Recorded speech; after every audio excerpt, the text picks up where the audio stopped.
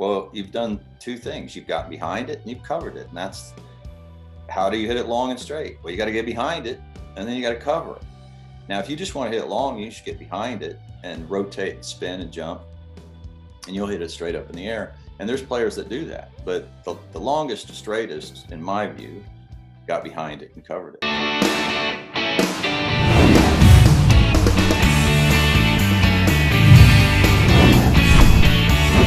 So we're similar age, so like, I mean, you probably have more information in your head than I ever will in terms of, especially because you have access to some of these people and you're curious, and I think that's really cool. What are some of the things that have kind of helped you? And just, I know we're getting older, so we have less, I don't know, we're just not as mobile or flexible in some of those things. But working with Lucas Wald or somebody like that, or talking to Butch Harmon, what are some of the things that you've kind of explored in your own golf swing that have kind of like, oh, I wish I would have had that 30 years ago? Yeah, well, I think probably much like you, it's a rediscovering of knowledge, because I was a longish hitter when I was in college, and I hit it really high. Yeah. And I, once I got on tour, I got coached out of that. It was keep the flex in the right knee and keep your hands in front of you. And I always thought it was me. I always thought, well, wait a minute, I'm doing what this great teacher's telling me to do, and I can't turn my shoulders 120 degrees anymore. Right. And that's me. I'm not flexible enough. So I literally went to the gym for 20 years and always thought it was me. Yeah. And, I thought, well, how can I swing with great tempo and have this great transition? Because my swing is shorter. So really for me, this journey I've been on is to get back to the swing I had when I was in college. I guess, I haven't spent a whole lot of time around Butch. I think Butch is probably really good at when the whole teaching world was locked into staying centered, he'd give players width.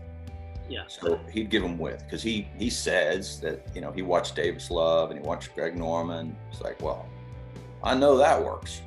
And so he was like, width. So with me, whether he knew it or not, and I'm sure he probably did know it, but width would get you off the ball, right?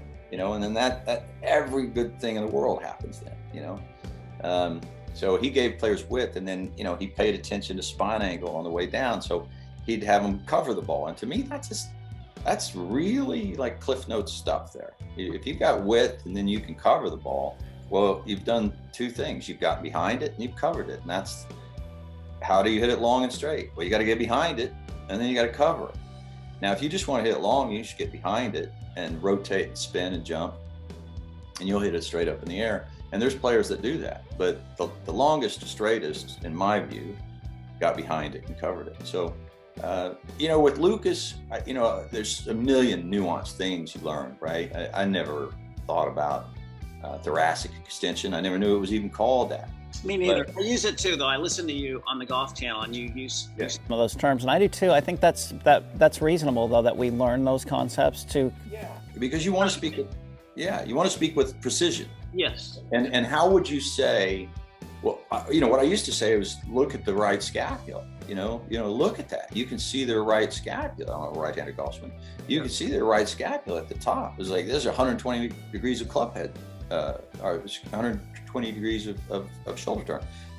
And you'd say it like that, but it's like, well, it's different than that, because it is this thoracic extension which gets you there. And so when you watch Rory, and you think, how can it? Rory's my size. He's your size. Okay. No, I've never seen him in person. I guess he's not very big. He just plays big. Oh my God, Brian! Like, you were a long hitter. Okay, you were a long. Hitter. Yeah, I was in the early on.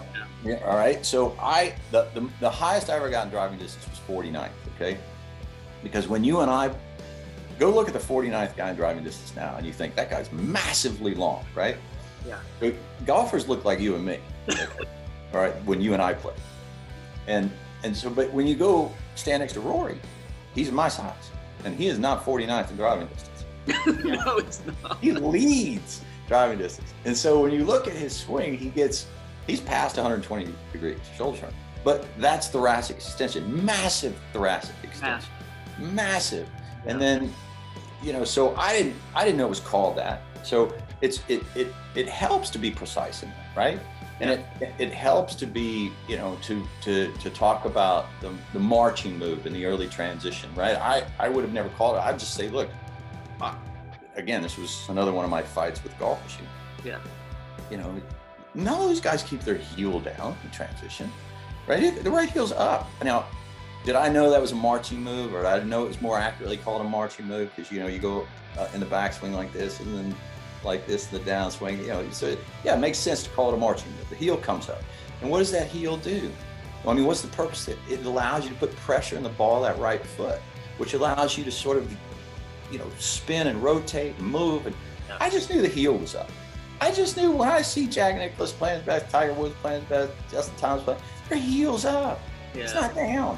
Right. You know, when I see, you know, like people will send me video, I get it all the time. What about Mo Norman's golf swing? His heel's down. I'm like, stop it with the Mo. I don't want to crush you, but I can tell you how many times Mo Norman broke 70 on the PGA Tour in his entire career, right? 10, okay? I can tell you how many top 10s he had in his entire career, okay? I stood next to Calvin Peete. That guy could hit the golf ball, okay? You know, I don't doubt Mo could hit it pretty good, but stop it. And so, you know, to speak with anatomical precision, yeah, you learn from Lucas, you learn from Kelvin. You know, you learn a lot from, you know, another friend of mine, but he's an irascible fella. It's Jeff Martin. I mean, I like Jeff, but man, he's an irascible. We follow him.